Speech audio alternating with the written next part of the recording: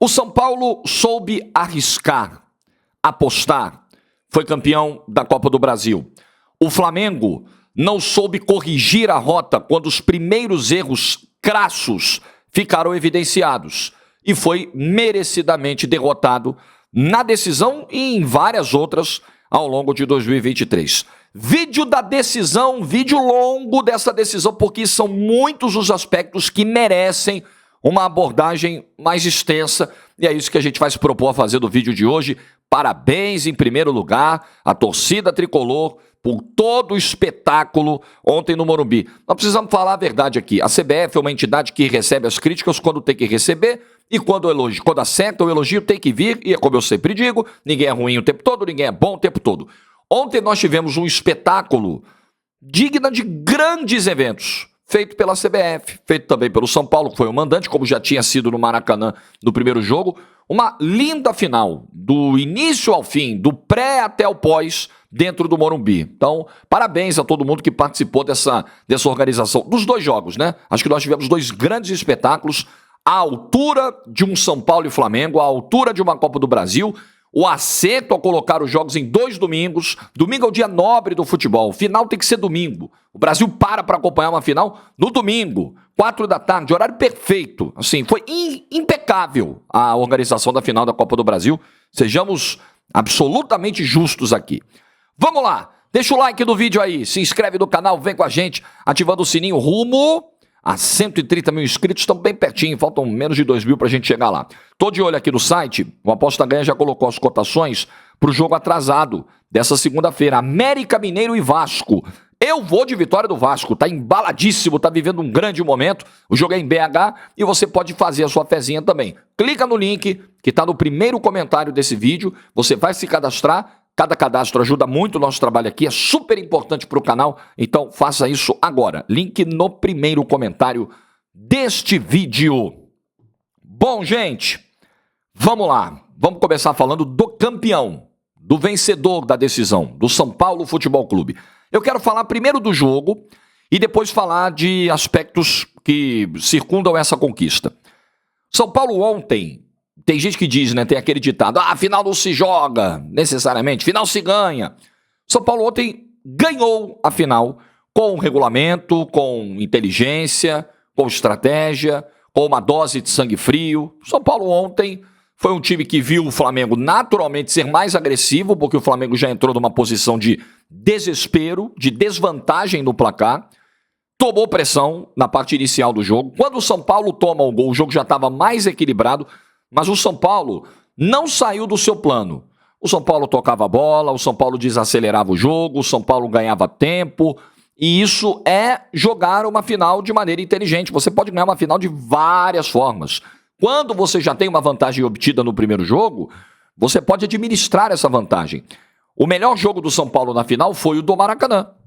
Uma final tem 180 minutos. A gente não pode jamais esquecer disso.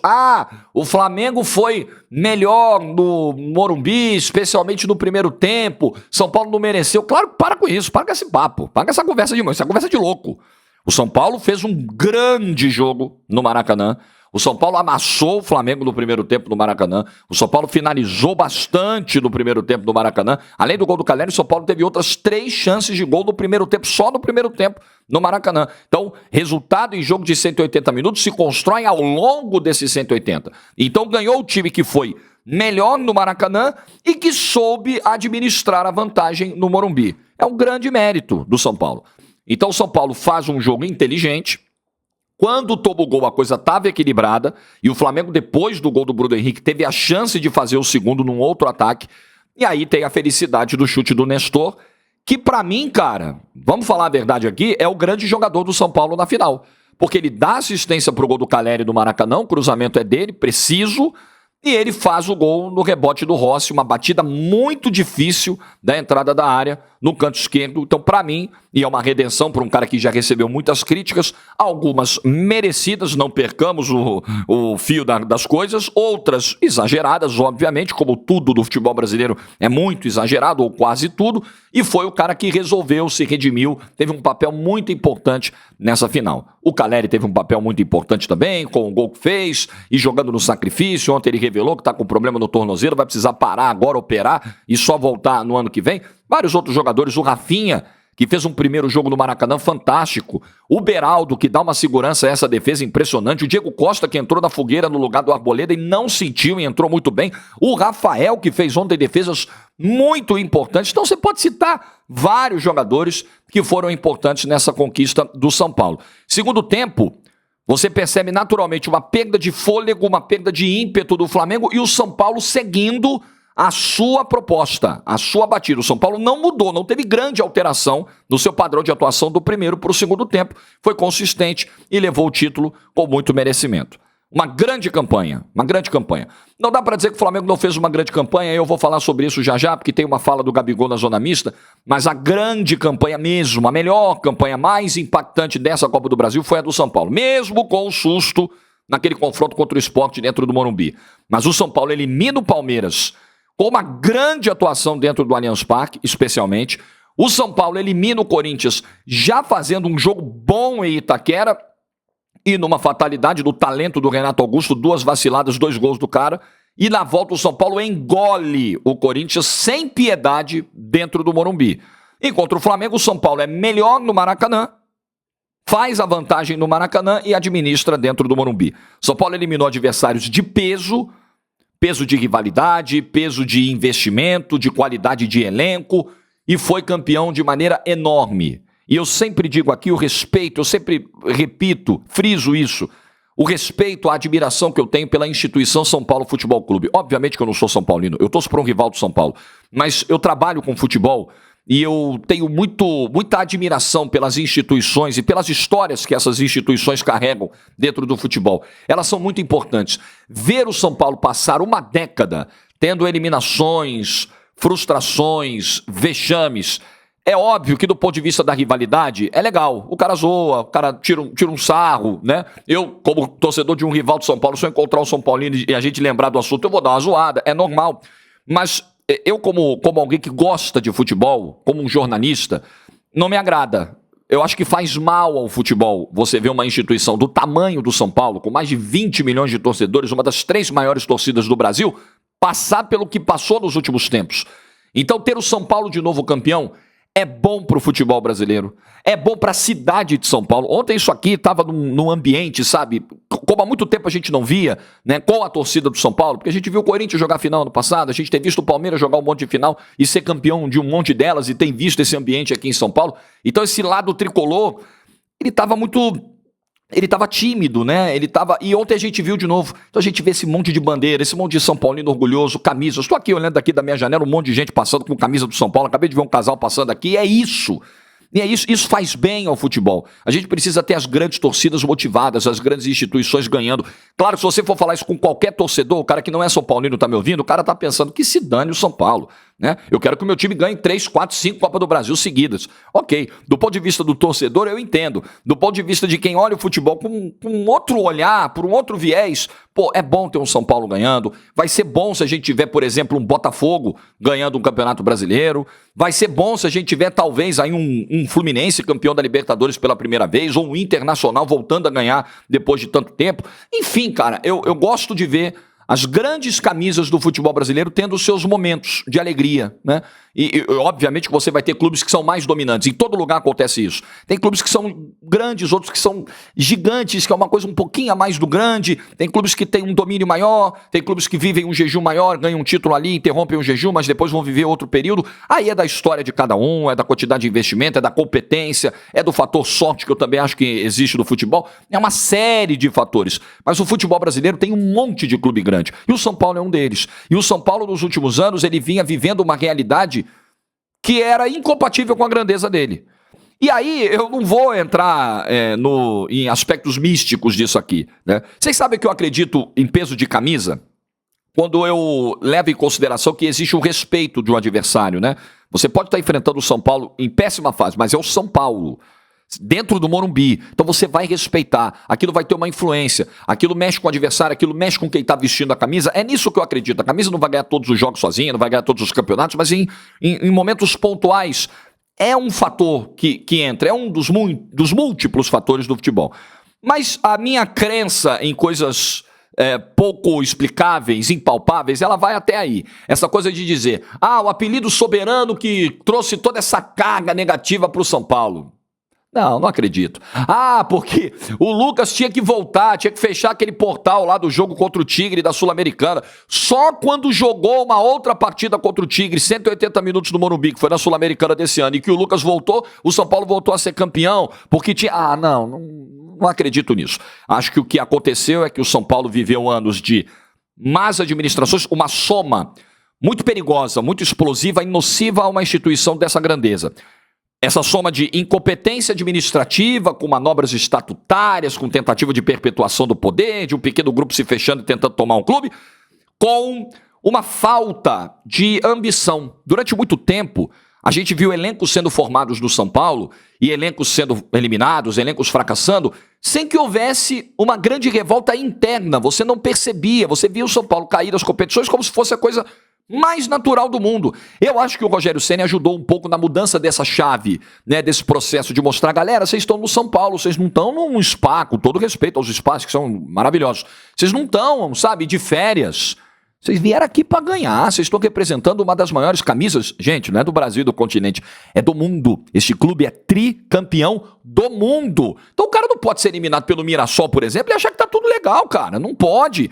Então essa mudança no ambiente interno do clube, a gente começou a perceber um processo nos últimos tempos. A gente viu o São Paulo chegar a uma final de Sul-Americana no ano passado. Então você já começa a ver também elencos que são montados aí com um nível de competitividade maior. É que o São Paulo na final da Sul-Americana foi muito mal. Todos os jogadores, você pode pegar do goleiro ao ponta, todos os 11, os que entraram, todos tiveram uma atuação apática contra o Del Valle. Tem muito mérito do Del Valle, que dominou o São Paulo naquela final do início ao fim. Mas você via pelo menos um pouco da mudança da postura do pós-derrota. Como é que a gente vai lidar com a derrota? A gente vai sofrer, a gente vai sentir a derrota. Então isso já vinha acontecendo no São Paulo, eu acho que isso é até anterior ao Dorival, acho que vale colocar o tijolinho devido do Rogério Ceni nesse momento, nesse novo momento, nessa recuperação da imagem do São Paulo. Até bati no tripé da câmera aqui.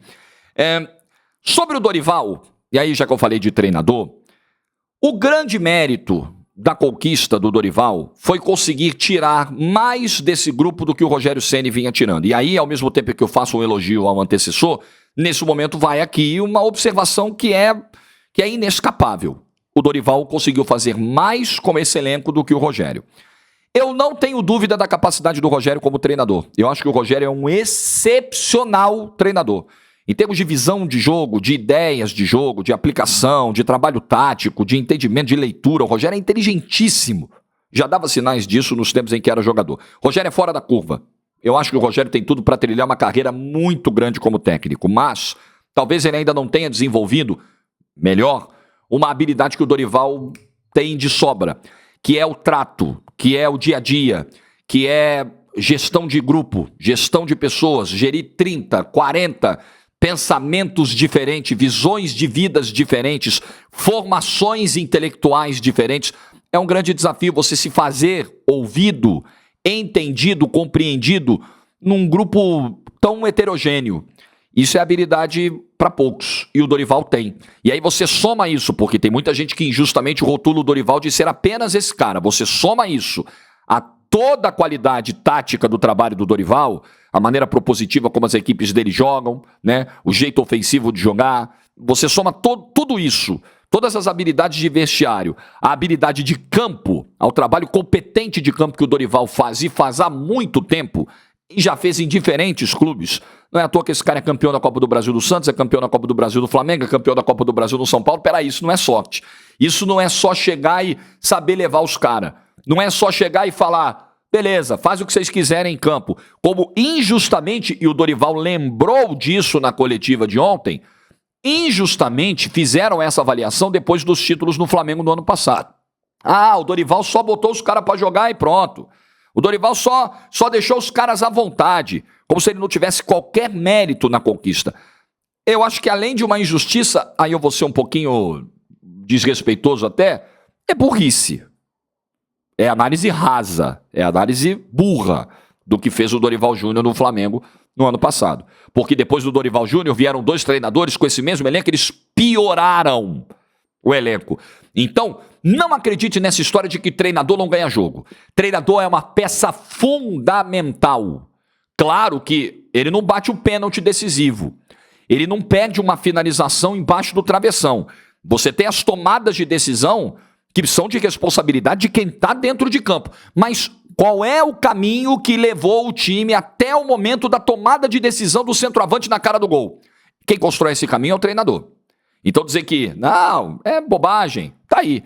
O Flamengo de 2023 é a prova, ele ratifica o erro crasso de avaliação sobre o trabalho do Dorival de 2022. O quão rasa foi essa conclusão de que, ele só botou os caras para jogar e deu certo. Por que o Vitor Pereira não conseguiu e o Sampaoli não conseguiu? Mesma coisa no lado do São Paulo. Por que o Rogério, com esse mesmo elenco, não conseguiu? Jogou um futebol tão abaixo do que se esperava no Campeonato Paulista. Foi eliminado pro Água Santa, não dentro de casa, mas com o mando de campo no mata-mata do Campeonato Paulista. Porque naquele momento o Rogério não soube extrair algo de um elenco que eu nem acho que tinha muito mais a oferecer do que estava oferecendo no Campeonato Paulista, mas tinha mais. Obviamente tinha mais, tanto que ele bateu o campeão da Copa do Brasil nas mãos do Dorival Júnior. Tanto que ele fez o mata-mata que fez na Sul-Americana, né? Eliminado pela LDU nos pênaltis, tentando uma virada dentro do Morumbi, ganhando o jogo dentro do Morumbi, depois de uma atuação muito ruim lá em cima e um gol salvador do Lucas. Então, óbvio, não é o melhor elenco do Brasil. Esse elenco não é melhor que o do Flamengo, não é melhor que o do Palmeiras, mas ele eliminou esses dois. Porque o mata-mata te proporciona isso e porque o Dorival conseguiu elevar o desempenho de vários desses jogadores. Você olha a escalação do São Paulo hoje é o time mais confiável do que era no início do ano. E quem colaborou demais, interferiu demais nesse processo, nesse desenvolvimento, quem foi central nesse desenvolvimento, foi Dorival Júnior. E ponto final. Dorival Júnior faz... Vamos lá, vamos pensar aqui nos trabalhos do futebol brasileiro, cara, nesse ano. O Ramon Dias está fazendo um trabalho de recuperação no Vasco, assim, estupendo, não sei no que vai dar, né? O Cudê chegou e conseguiu uma recuperação no Internacional realmente muito importante. O Botafogo teve o Luiz Castro, o Bruno Lage não está conseguindo manter o time, né, no mesmo padrão, no mesmo nível. O Abel está aí sofrendo com desfalques, acabou de perder o Dudu, mas está colocando o time longe aí. Se você for pegar o trabalho que começou mais em baixa e que surpreendeu melhor do ponto de vista positivo, eu acho que a gente pode dizer que foi o trabalho do Dorival no São Paulo. Eu acho que pode.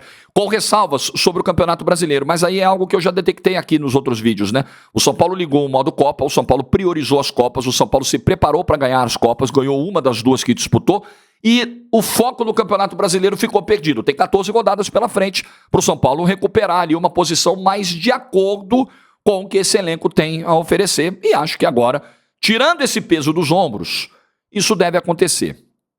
Para o ano que vem, algumas questões a gente vai precisar entender para que rumo irão, né? Que rumo terão.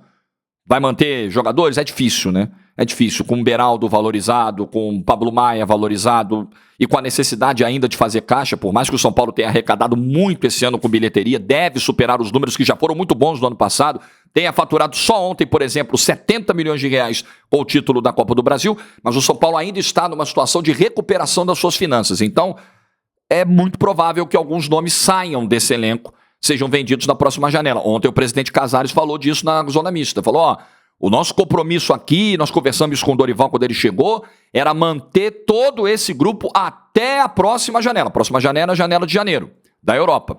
Então, para quem sabe, ele é um pinga-letra. O São Paulo deve se desfazer de alguns jogadores do elenco principal. Tem que ver se o Rafinha vai aposentar, tem que ver se o Lucas vai estender o vínculo, se o título da Copa do Brasil, de repente, convence o Lucas. Pô, Lucas, fica aí, cara. Vai ter uma Supercopa do Brasil no início do ano. Vai ter uma Libertadores agora, ano que vem. Pô, estende isso aí. Você é querido, você adora estar aqui, a torcida te adora. Pode ser, pode ser. Então, nós vamos precisar entender, né, o tamanho das mudanças que esse elenco do São Paulo vai sofrer para o ano que vem. Mas o São Paulo, ao mesmo tempo, ele tem os assentos desse ano e o dinheiro que está entrando como fatores de confiança para a torcida. Pô, a gente vai acabar perdendo alguém, mas essa diretoria acertou em nomes em 2023 e com um pouco de dinheiro que entrou aí, e com o Dorival nas indicações, dá para ter um norte para 24, dá para de repente se reforçar de maneira inteligente para uma Libertadores que vem aí. Vamos aguardar. É óbvio que a gente tem que fazer esse exercício que é chato, né? O torcedor tá comemorando, acabei de ser campeão, o Jorge já tá pensando em 2024, mas é assim, né? Futebol é assim. O Flamengo pensou, ganhou Copa do Brasil e Libertadores, não pensou direito no que faria em 23 e deu no que deu. Então, vamos ver para que rumo o São Paulo vai tomar daqui para frente. Mas olha, parabéns ao São Paulo, parabéns à diretoria do São Paulo. Uma diretoria que recebeu muitas críticas aqui desse canal sobre manobras, sobre bastidores políticos, a ideia de permanecer no cargo, de mudar os controles do clube, de mudar algumas regras estatutárias, mas isso é uma outra discussão. Essa diretoria acertou quando trouxe Dorival, quando trouxe Lucas, quando trouxe Rames, que acabou nem gerando tanto impacto assim, mas obviamente que é um cara que quando entrar em forma, se adaptar na virada do ano, ele pode ser muito útil a esse São Paulo. E essa diretoria trouxe um pouco da ambição que tanto faltou ao São Paulo nos últimos tempos. Essa diretoria, o Rogério Ceni, quando começou também a mudar um pouco a filosofia interna do clube, o São Paulo tem que ser protagonista. Quando o presidente Casares fala sobre isso, eu não vejo como arrogância. Olha aí, a arrogância do São Paulo voltou, protagonista, soberano, clube da fé. Clube da fé não é arrogância nenhuma. Fé é uma coisa, é uma virtude, eu acho, né? Uma coisa importante pra gente tocar a vida. Eu não vejo nada de soberba em falar num São Paulo protagonista. A natureza do São Paulo Futebol Clube é essa. Gente, esse clube é tricampeão da Libertadores, tricampeão do mundo. Eu não preciso falar mais nada sobre o aspecto protagonista da história do São Paulo.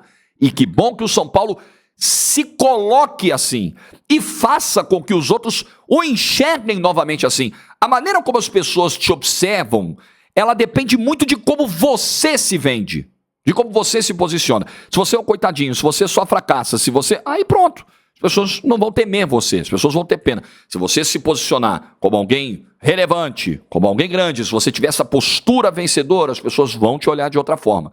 Eu sei que é uma linha tênue entre a postura ideal, uma postura vencedora, e a arrogância. Eu sei. Muitas vezes isso é interpretado como arrogância. Mas no caso do São Paulo e nas falas do Casares ontem, isso não me pareceu. Muito pelo contrário, me pareceu um clube pé no chão nesse momento, um clube que sabe que tem um caminho para reconstruir, mas que ao mesmo tempo ele sabe da grandeza dele, né? Pô, a gente não tá bem, a gente não tá vivendo a nossa melhor era, a nossa melhor fase, mas olha a grandeza, olha a história desse clube, olha o tamanho desse clube, olha o tamanho dessa torcida, olha o estádio que a gente tem, olha a importância que a gente tem. É isso, é se posicionar de acordo com o seu tamanho. Que bom pro futebol brasileiro que o São Paulo está fazendo isso novamente. Parabéns ao Tricolor. Vamos lá, agora vamos falar do Flamengo. Você sabe quando começa essa derrocada do Flamengo? Eu fui pegar aqui a ficha do jogo. Dia 12 de novembro de 2022. O Flamengo tinha acabado de ser campeão da Copa do Brasil e da Libertadores. O Flamengo, na última rodada do Campeonato Brasileiro, era um jogo de festa, né? Era despedida do Diego Alves, despedida do Diego Ribas. O Flamengo recebe o Avaí no Maracanã. O Avaí já estava rebaixado. O Flamengo perde o jogo por 2-1.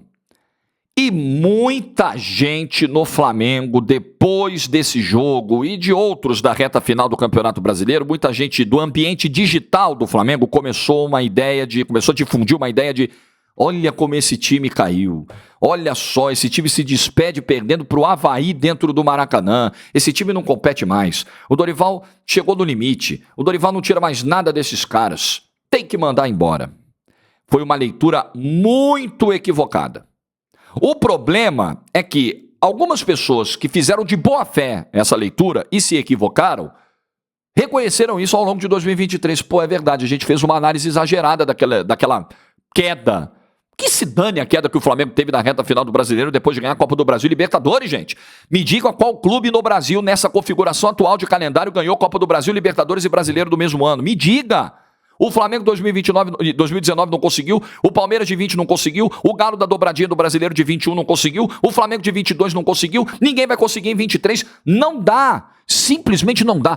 Pela dificuldade do calendário, porque a gente já tem 4 meses de um estadual extenso no início do ano, pela dificuldade natural das competições, pelo nível que se pratica futebol no Brasil, são muitos os candidatos aqui, é difícil demais, para mim beira o impossível, eu não acredito que verei isso acontecer. Uma mesma equipe ganhar no mesmo ano, Brasileiro, Libertadores e Copa do Brasil. É natural que em uma das 3 competições você tenha um desempenho abaixo.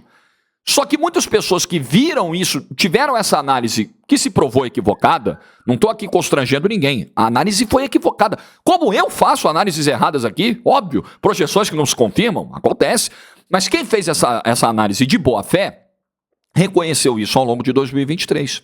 Só que teve muita gente que fingiu não ter falado sobre o assunto. Muita gente que se escondeu, fugiu do tema, esqueceu que tratou disso lá atrás. E que foi, não decisiva para a tomada de decisão, mas influenciou grande parte da torcida, exerceu uma pressão na diretoria, a diretoria foi lá, com a sua visão míope do quadro, do panorama daquele momento, e com uma certa dose de autoconfiança, de uma excessiva autoconfiança. Não, a gente é bom o suficiente para enxergar que o time que ganhou a Copa do Brasil e Libertadores precisa ter mudança de técnico. Porque a gente nunca gostou muito do cara que estava aí, porque a verdade é essa. Essa diretoria contratou o Dorival Júnior sem muitas opções, porque nunca foi o principal nome. Essa diretoria já tinha demitido o Dorival Júnior lá atrás. E teve que engolir o Dorival naquele momento. Porque Paulo Souza foi uma tragédia, um fiasco. Outro. Quantos fiascos nessa diretoria, né? Paulo Souza, Domi, Vitor Pereira, Sampaoli, quantos? Mas eles não aprenderam. Então nós vamos dar a nossa cara aqui. Nós vamos tomar a nossa decisão. Agora, nós vamos trazer o nosso técnico, com todo o tempo do mundo para pensar. Às vezes ter tempo demais para pensar é ruim. Porque o tempo demais na mão do incompetente gera fracasso. O dinheiro demais na mão do incompetente que não sabe administrar é torrado. E por aí vai. Então nem sempre ter tempo é a melhor coisa. Depende da competência de quem tem esse tempo. Quem vai administrar esse tempo, tomar as decisões nesse tempo. E aí o Flamengo erra. Brutalmente. Além do erro. Porque tem uma questão aqui que eu acho que é ética também pra gente falar. Ah, lá veio o Jorge com os papos moralistas dele. Não é, gente. Eu acho que a gente precisa ter procedimentos corretos com as pessoas nas tomadas de decisão. Então começou a se justificar. Primeiro que você começou a discutir a renovação com o cara. A discussão de renovação de contrato estava em andamento quando o Flamengo foi lá ligar pro Vitor Pereira. Então você deixa o profissional na expectativa de seguir a sua vida no clube e por trás você está preparando a cama do cara para mandar o cara embora. Já acho complicado. Começou a se justificar também a demissão do Dorival pelo fator seleção brasileira, por uma remota possibilidade, uma distante possibilidade, não tinha nada de substancial, de concreto. Não, nós vamos renovar não, porque o Edinaldo vai ligar para ele, a Copa tá acabando agora. Copa vai acabar aí, o Edinaldo vai ligar pra ele, tava no meio da Copa isso, né? Foi em novembro que o Dorival foi demitido, dia 25 de novembro. A Copa tá acabando aí, cara, e o Dorival vai pra seleção, nós estamos ouvindo o burburinho aí que depois do Tite vai ser o Dorival, ele vai deixar a gente na mão. Ora, esse risco, primeiro que não havia nada confirmado, nenhuma confirmação, nenhuma indicação, não havia nada, havia um certo clamor da imprensa. Pô, o cara acabou de ganhar Copa do Brasil e Libertadores, você sabe que o técnico da seleção vai sair depois da Copa do Mundo, é óbvio que esse cara se valoriza, ele sai na frente na preferência de muita gente, ele é cogitado pela imprensa, super normal. Agora, daí, a passar disso e virar uma verdade, e virar um fato concreto, tinha uma distância gigante. Mas a diretoria do Flamengo, como ela já estava decidida a demitir o Dorival, acontecesse o que acontecesse, usou isso como desculpa.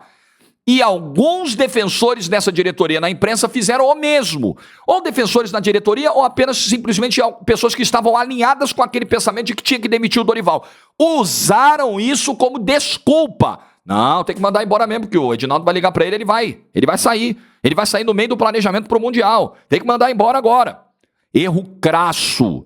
Além dos outros erros, né? 60 dias de férias e o elenco volta para 2023 com um déficit físico brutal. Isso também se viu no Mundial de Clubes. Aí você traz um treinador, você tem um elenco campeão com o Dorival, amando o Dorival, tendo a melhor relação do mundo com o Dorival. O Dorival consertou o grande problema da gestão Paulo Souza, que era colocar esse time para jogar, e o outro grande problema que era vestiário. Os caras amam o Dorival, acabaram de ser campeões com o Dorival, e você tira o Dorival para trazer um treinador que acabou de sair de um clube com problema de relacionamento com o elenco. Porra, é brilhante, não é verdade? Pensa comigo, é de um brilhantismo, é de uma genialidade, assombrosos, assustadores. Se você olhar os reforços que o Flamengo trouxe no ano, eu tava até pegando aqui, Luiz Araújo, até agora, né? O Gerson foi um retorno importante. Esse foi um acerto da diretoria. Pô, o Luiz Araújo até entrou ontem, mas não acho que tenha entrado tão bem ontem. Acho até que, vou falar do jogo já daqui a pouquinho, acho que até a entrada do Luiz Araújo desarruma um pouquinho que vinha dando certo ali do lado direito do Flamengo. Quem mais você trouxe? Trouxe o Alan, que agora machucou, trouxe o Rossi, e aí mudou o treinador, e aí você não sabia se o Vitor Pereira, se o São Paulo ia querer o Rossi, se tem jogo com o pé, se não tem jogo com o pé. Nem mesmo as contratações, as reposições que o Flamengo trouxe para esse ano, na sua grande maioria, nem nisso essa diretoria acertou ao longo do ano. Aí, ok, o Vitor Pereira é mandado embora, tinha que mandar mesmo, traz o Sampaoli, eu acho que foi um bom nome, um nome interessante, uma contratação interessante, eu não vou chegar aqui e dizer, não, até apostar no Sampaoli foi errado. Do Vitor Pereira, para mim, foi. De um trabalho mediano no Corinthians, regular no Corinthians e péssima gestão de grupo. O Sampaoli não. O Sampaoli já tinha mostrado no futebol brasileiro, ok, ele não estava bem no Sevilha, ele largou o Sevilha em 14º, depois ele saiu, o Sevilha foi campeão da Europa League, a passagem aqui no Galo não foi das melhores, mas o trabalho do Santos deixava boas lembranças, o jeito do Sampaoli jogar, um cara propositivo, agressivo, todo o pacote a gente já sabia. Explosivo, não repete time, né? Tá bom. Mas naquele momento, me pareceu, como pareceu para todo mundo, uma contratação interessante do Flamengo. Só que faltou, eu não sei se leitura rápida, se humildade ou as duas coisas, para corrigir de novo a rota quando os primeiros sinais do trabalho do Sampaoli indicavam que ele não seria bom. O Flamengo teve várias janelas para demitir o seu treinador e não o fez no momento adequado. Se o Flamengo tivesse caído para o Grêmio na semifinal, fatalmente o Sampaoli seria demitido ali. Mas como é que você vai mandar embora um treinador na cabeça da diretoria, né? Porra, olha só, nós já erramos na saída do Dorival, erramos no Vitor Pereira, erramos na gestão das férias desse elenco, erramos em um monte de coisas, as contratações não causaram tanto impacto assim, exceto a volta do Gerson. Cara, vamos ter que mostrar de novo que a gente errou, vamos ter que passar outro atestado de erro. Acabamos de trazer o Sampaoli, ele botou o time na final, mas mesmo assim nós vamos mandar embora um cara que botou o time na final. Teria justificativa para isso, teria argumentos para isso. É melhor você admitir um erro e corrigi-lo do que você ficar brigando com o erro, engolindo o erro, empurrando o erro. E foi exatamente o que a diretoria do Flamengo fez no caso do Sampaoli. Tô gravando o vídeo na manhã do dia 25 de setembro, às 9h28 da manhã. O Sampaoli tá no cargo ainda, gente. É espantoso, o Sampaoli já deveria ter sido demitido. Imediatamente, o Flamengo tem 14 rodadas pela frente de Campeonato Brasileiro. Com o futebol que vem jogando, com a desarrumação que vem jogando, com a falta de ideias desse time, o Flamengo está começando a correr risco de não pegar G6 e não pegar Libertadores no ano que vem. Olha a loucura disso. Méritos, na verdade, responsabilidade, culpa total da diretoria do Flamengo do que aconteceu em 2023. É a grande culpada pelo que aconteceu ao longo de 2023 e deu nisso. Às vezes, a bagunça é premiada com título. Às vezes, o clube está zoado. O Flamengo 2009, né? Campeão brasileiro. Não era um modelo de organização, não era um exemplo. Mas era um timaço, né? Tinha Adriano, tinha Petkovic, tinha um baita time. Foi campeão brasileiro na zona. Mas com o nível de profissionalização crescente no nosso futebol, ou a organização aprimorada que nós temos hoje do nosso futebol em relação a décadas atrás, a décadas anteriores, vai ficar cada vez mais difícil a zona ser premiada com título. Geralmente hoje, com esse futebol milionário, e o Flamengo ajudou a tornar esse nosso futebol milionário, com o poder gigante de arrecadação que tem, você tem que errar o mínimo possível para ser campeão.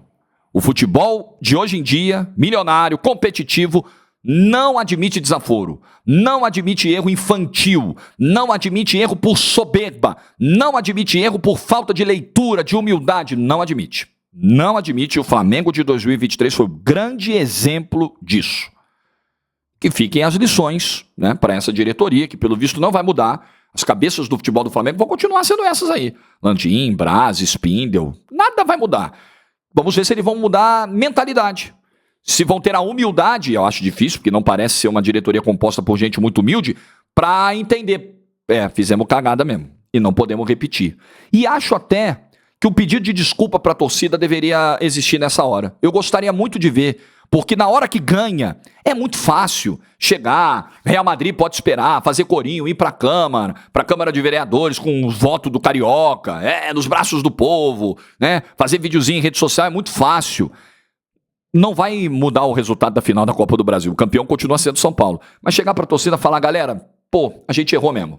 Desculpa, A gente entendeu onde errou e vai fazer de tudo para não repetir esses erros em 2024. Eu gostaria desse tipo de postura da diretoria do Flamengo, mas não acredito que virá o meia-culpa público desse jeito. Não acredito pelo perfil dessas pessoas que estão aí, mas acho que deveria acontecer. E só para fazer uma justiça aqui sobre o jogo de ontem. O Flamengo foi bem no jogo de ontem. O Flamengo fez um jogo surpreendentemente bom, especialmente no primeiro tempo ontem no Morumbi, com o Pulgar livre, desarmando e armando jogadas, um papel muito importante na circulação desse time no meio-campo. O Gerson ali como um ponta-direita com chegadas muito perigosas. O Pedro esse não teve tão bem, né? Teve uma chance cara a cara onde acabou não finalizando tão bem, mas o Flamengo foi agressivo e precisava ser, né? O Flamengo foi agudo, enquanto teve fôlego no primeiro tempo e abriu o placar até quando o jogo já estava mais equilibrado, quando já tinha passado aquela fase do domínio dos primeiros 15, 20 minutos. E tomou um gol ali numa bola parada, uma saída errada do Rossi, a felicidade do Nestor. No segundo tempo, o Flamengo não mantém a pegada do primeiro tempo. O Arrascaeta estava jogando do sacrifício, obviamente que o nível diminuiu, o Gerson saiu cansado, o Luiz Araújo entrou na direita e a coisa não funcionou tão bem quanto se imaginava. O Bruno Henrique do outro lado começou a sofrer no segundo tempo, cansou também. Enfim, mas enquanto o Flamengo teve ali capacidade de competir, diferente do que foi no Maracanã, ontem o Flamengo competiu. Mas o que é engraçado, né, dessa final, e que mostra como o Flamengo errou grandemente ao longo do ano, né? Ele errou tanto, mas errou tanto, que já se chegou ontem no Morumbi sabendo que o resultado não seria mudado. Que loucura, né? O Flamengo com mais time, com mais elenco, com um histórico recente muito maior em decisões, atual campeão da competição ontem. As pessoas foram pro Morumbi com o sentimento de que vai dar São Paulo, pô. Mas por quê? Porque não confiam na qualidade do Flamengo? Não. O Flamengo tem tanta qualidade que fez o jogo que fez ontem no cenário adverso que vive.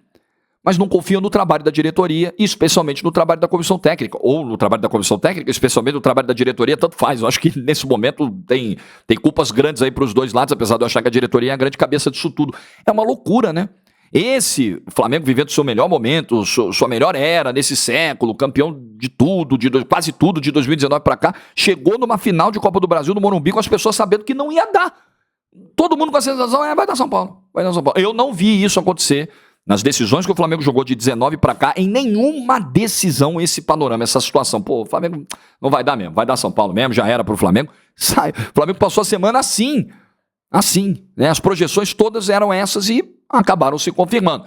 Mas o Flamengo mostrou a qualidade desse elenco no primeiro tempo que fez ontem no Morumbi. Flamengo, o melhor jogo da final, o melhor jogo do Flamengo da final foi o de ontem. Ele acabou empatando, acabou perdendo o título e pagando o preço pelo jogo ruim do Maracanã. Mas ontem competiu, ontem fugiu do padrão da era Sampaoli, tá? Por isso que surpreendeu, né? Porque foi fora da curva, de uma curva para baixo, de atuações na era Sampaoli, que não deveria continuar, deveria ser interrompida imediatamente se o Flamengo não quer passar drama e sofrimento da reta final do Campeonato Brasileiro, porque tem muito brasileiro para jogar pela frente e tem pouco futebol na média apresentado por esse time nas mãos do técnico argentino.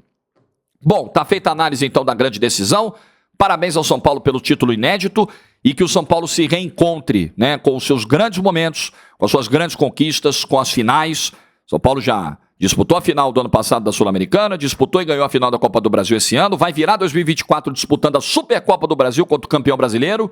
Será que vai ser contra o Botafogo? Será que vai ser contra o Palmeiras, contra o Grêmio? Não sei, mas já vai ter um título grande para disputar no início do ano e que o São Paulo saiba lidar com as eventuais baixas que pode ter do seu time titular depois da valorização de vários jogadores e investir bem em contratações, em pagamento de dívida, em tudo que precisa investir, esses 70 milhões que arrecadou com o título da Copa do Brasil. Porque também o torcedor não pode entrar numa de, opa, ganhamos o título. Não, agora tem um papel fiscalizador aí. Esse São Paulo ganhou de novo, está entrando muito dinheiro em caixa de novo. Como vai ser a gestão desses recursos? É a hora do torcedor do São Paulo fiscalizar, porque às vezes o dirigente fica muito tranquilo na hora que as coisas vão bem, para tomar decisões erradas. Vide o Flamengo de 2023. Então, é bom pegar esses exemplos aí e é bom ficar de olho. Mas, nesse momento, tem que curtir, tem que comemorar, tem que vestir a camisa hoje, tem que botar a faixa do peito, tem que zoar o rival do trabalho, tem que baixar o pôster do título, tem que postar na rede social, é isso aí. O São Paulo é campeão de todos os títulos possíveis no futebol brasileiro. Faltava esse título para sua gigante galeria. Não sei nem se tem espaço, mas acho que tem, né? O espacinho lá de tanto troféu que tem e tá lá o troféu da Copa do Brasil. Convenhamos, uma competição do tamanho da Copa do Brasil não ter o São Paulo no seu hall de campeões, tinha alguma coisa errada. Pronto, já não tem mais. Like do vídeo se você ficou até o final nessa segunda-feira. Uma boa segunda-feira para todo mundo, uma boa semana. Juízo e tchau.